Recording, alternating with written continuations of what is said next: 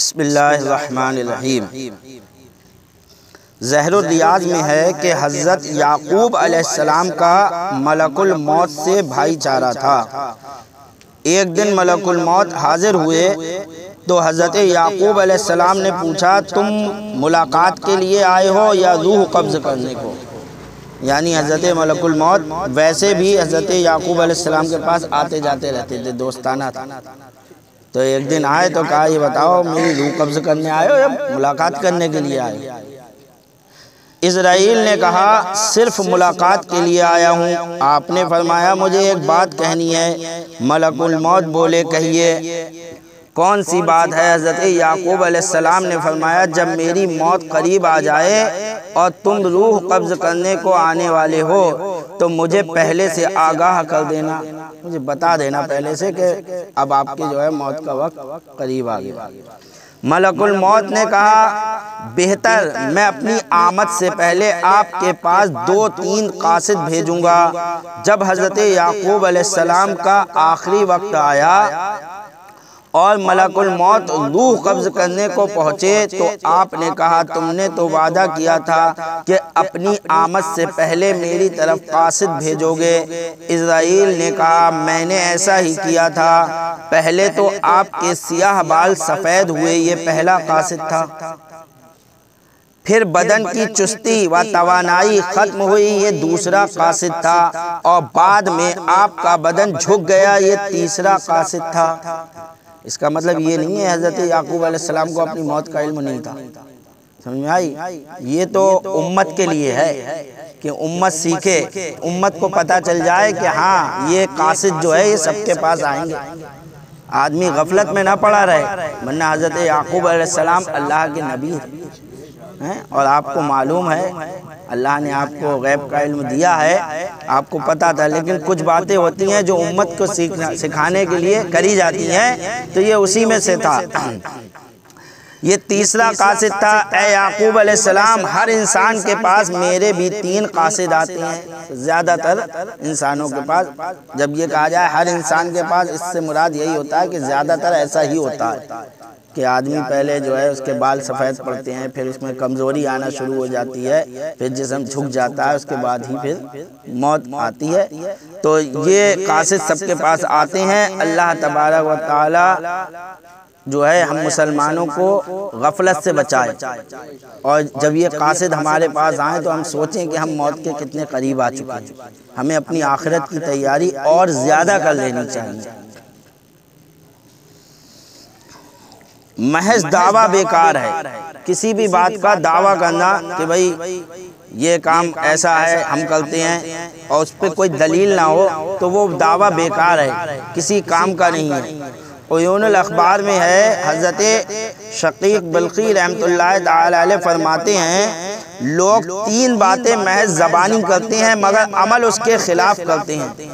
3 बातें ज़बान से तो कहते हैं, लेकिन जब उनका अमल देखो तो वो उसके खिलाफ होता है। क्या? एक ये कि वो कहते हैं कि हम अल्लाह ताला के बंदे हैं। सब कहते हैं हम अल्लाह के बंदे हैं, कौन नहीं कहता?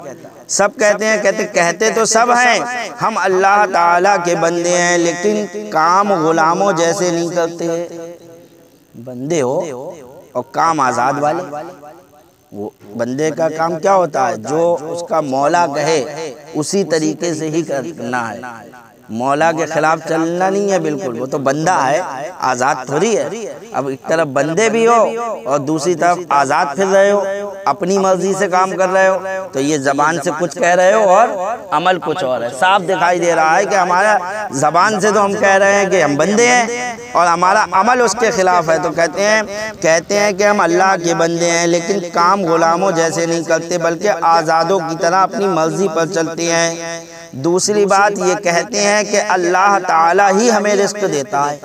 ये भी सब कहते हैं, किसी से भी पूछो तो यही कहेगा। और बेशक हक भी है कि रिस्क देने वाला अल्लाह है, तो ज़बान से तो कहते हैं, ये तो दावा हो गया। ये कहते हैं कि अल्लाह ताला ही हमें रिस्क देता है, लेकिन इनके दिल दुनिया और मताए दुनिया जमा किए बगैर मुतमईन नहीं होते। जब तक जो है पैसा नहीं इकट्ठा हो जाता, अरे कल की भी फिक्र कर लो, परसों की भी फिक्र कर लो, जोड़ के रखो। ऐसा हो गया तो कहाँ से खाएंगे, वैसा हो गया तो कहाँ से खाएंगे, तो कहाँ रहे। रिस्क देने वाला तो अल्लाह है। अल्लाह पे भरोसा होता तो इतने जो है सोच विचार में पड़ते ही नहीं कि कल क्या होगा, कि परसों क्या होगा। जिसने आज खिलाया है वो कल भी खिलाएगा, जो कल खिलाएगा वो परसों भी खिलाएगा। जिसने दुनिया में भेजा है तो वो भूखा नहीं रखेगा, खिलाएगा। तो ये भी हम गलत करते हैं कि हम कमाने के चक्कर में नमाजें छोड़े हैं, ये अल्लाह की इबादत को छोड़े हुए हैं, ये सब गलत है। ये कहते हैं कि अल्लाह ताला ही हमें रिस्क देता है, लेकिन उनके दिल दुनिया और मताए दुनिया जमा किए बगैर मुतमईन नहीं होते, और ये उनके इकरार के सरासर खिलाफ है। तीसरी बात, तीसरे कहते हैं कि आखिर हमें मर जाना है। ये भी सब कहते हैं, वो बातें हैं जो हर आदमी कहता है कि हमें मर जाना है। ये भी सब कहते हैं कि हमें मर जाना है, मगर काम ऐसे करते हैं जैसे उन्हें कभी मरना ही नहीं है। काम देखो तो काम तो ऐसे हैं कि उन्हें अब मरना ही नहीं है, ये सोचकर काम करते हैं। तो ये भी उनके किए के खिलाफ है। ऐ मुखातब, जरा सोच तो सही, अल्लाह के सामने तू कौन सा मुंह लेकर जाएगा। ये जो तीन बातें कह रहे हो, एक कह रहे हो अल्लाह हम तेरे बंदे हैं, और कह रहे हो या अल्लाह तू ही हमें रिस्क देता है, ऐ अल्लाह हमें मरना है। तो ये तो बताओ, और काम इसके खिलाफ सब हो रहे हैं। तो अल्लाह ताला की बारगाह में कौन सा मुंह लेकर जाओ, कौन सा मुंह लेकर जाएगा और कौन सी जबान से जवाब देगा जब वो तुझसे हर छोटी बड़ी चीज के मुतालिक सवाल करेगा। तो अल्लाह पूछेगा, उस वक्त हमारे पास जवाब क्या होगा। क्या सोच के रखा है कि हम अपने रब को ये जवाब देंगे? उन सवालात के लिए अभी से अच्छा जवाब तलाश कर ले, नहीं कर सकते। क्या करोगे सोच लो, क्या कहोगे अपने रब से उस वक्त जब रब पूछेगा तू कहता था कि मैं तेरा बंदा हूँ और काम तो तूने गुलामों वाले नहीं किए। उस वक्त हमारे पास क्या जवाब है, सोच के रखें अभी से। जब पूछेगा कि कहते थे मरना है, काम तो कोई ऐसे किए नहीं कि जिससे ये लगे कि हाँ तुम्हें मरना है। काम तो ऐसे कर रहे थे कि जैसे मरना ही नहीं। जुल्म वो कर रहे थे, झूठ वो बोल रहे थे, ज्यादती वो कर रहे थे, किसी पर सितम वो कर रहे थे। कौन सा ऐसा काम था जो नहीं किया? अगर मरने वाले को ये होता कि हाँ हमें मरना है, तो ये भी सोचते हाँ अपने रब के हुजूर हाजिर भी होना। हम किसी का पैसा दबा रहे हैं, इसका हमें हिसाब देना है। हम किसी पर जुल्म कर रहे हैं, इसका हमें हिसाब देना है। तो अभी से सोच कर रख लो ताकि उस वक्त शर्मिंदगी ना उठाना पड़े। फरमाने इलाही है वत्तकुल्लाह इन्नल्लाह खबीरुम बिमा तामलून, और अल्लाह से डरो, बेशक तुम जो कुछ करते हो अल्लाह उससे आगाह है और खबर रखता है। फिर अल्लाह ने मोमिनों को समझाया कि वो इसके अहकामात को ना छोड़ें और हर हालत में उसकी वहदानियत का इकरार करते रहें। एक साहब ने एक नसीहत पर गुलाम को आज़ाद कर दिया। वो कौन सी नसीहत थी? कह रहे हैं रौनकुल मजालिस में है कि एक शख्स की इबाएं गुम हो गईं और ये पता नहीं चल रहा था कि उनको कौन ले गया। बहुत ढूंढा लेकिन मिला ही नहीं कि इबा कहाँ चली गई, सारी इबाएं।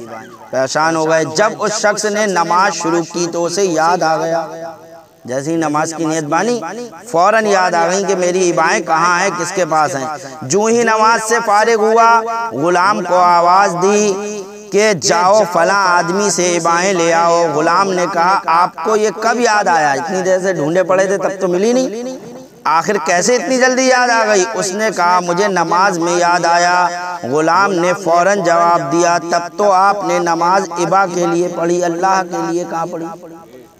नमाज में ध्यान चला गया इबा की तरफ, मतलब ध्यान होना चाहिए खुदा की तरफ, तो ध्यान चला गया इबा की तरफ। तो याद आ गई कि कहाँ पर है। तो गुलाम ने कहा कि नमाज तो आपने इबा के लिए पढ़ी, अल्लाह के लिए नहीं। ये बात सुनते ही उस शख्स ने उस गुलाम को आज़ाद कर दिया। तो ये पहले के लोग थे, कोई आज का होता मारता पकड़ के गुलाम को, कहता मुझसे मजदूरी कर दिया। उन्होंने कहा ये मत देखो कि कौन कह रहा है, ये देखो क्या कह रहा है। हमेशा याद रखो, कामयाब हो जाओगे। ये मत देखो कि हमारे सामने जो हमसे बात गुफ्तगू कर रहा है ये कौन कर रहा है, ये छोटा है, बड़ा है, फकीर है, गरीब है, कौन है, ये देखो ये कह क्या रहा है। अगर हमारे फायदे की बात है तो उसे तस्लीम करें, चाहे कोई भी हो, हमारा दुश्मन क्यों ना हो, हमारा दुश्मन ही क्यों ना हो, अगर दुश्मन से भी अपने फायदे की बात सुनो तो उसे तस्लीम करने में भलाई है। ये मत देखो कि ये कहने वाला कौन है, बल्कि ये देखो कि ये कह क्या रहा, हमारे फ़ायदे की बात है तो उसको हमें तस्लीम करना चाहिए। चुनाचे हर ज़ी फ़हम के लिए ज़रूरी है कि वो दुनिया को तर्क कर दे और अल्लाह की इबादत करता रहे, मुस्तकबिल के बारे में गौर व फिक्र करता रहे और अपनी आखिरत संवारता रहे। जैसा कि फरमाने इलाही है, मन काना युरीदु हर्सल आखिरती नज़िद लहू फी हर्सिही व मन काना युरीदु हर्सल दुनिया नुअतिही मिनहा व मा लहू फिल आखिरती मिन नसीब। जो शख्स आखिरत की खेती की फिक्र करता है तो हम उसकी खेती ज़्यादा करते हैं, और जो शख्स दुनिया की खेती का इरादा करता है, खेती से मुराद आखिरत के अपने आमाल का तो ध्यान देता है, जो आखिरत की फिक्र करता है कि आखिरत में हमारे पास ज़्यादा से ज़्यादा सवाब हो, तो अल्लाह फरमाता है हम उसकी खेती ज़्यादा करते हैं, हम उसको खूब जो है मौका देते हैं कि खूब नेकियां करें, तो ज़्यादा करते हैं। और जो शख्स दुनिया की खेती का इरादा करता है, जो दुनिया कमाने में लगा रहता है, सोचता है दुनिया मिल जाए मुझे, अल्लाह फरमाता है हम उसे उसमें से कुछ देंगे, दुनिया में से हम उसे कुछ देंगे, वो बरतेगा दुनिया और आखिरत में उसका कुछ हिस्सा नहीं। आखिरत भूल जाए फिर वो कि हमें आखिरत में से कुछ मिलना है, आखिरत में उसके लिए कुछ नहीं है। वो हमारे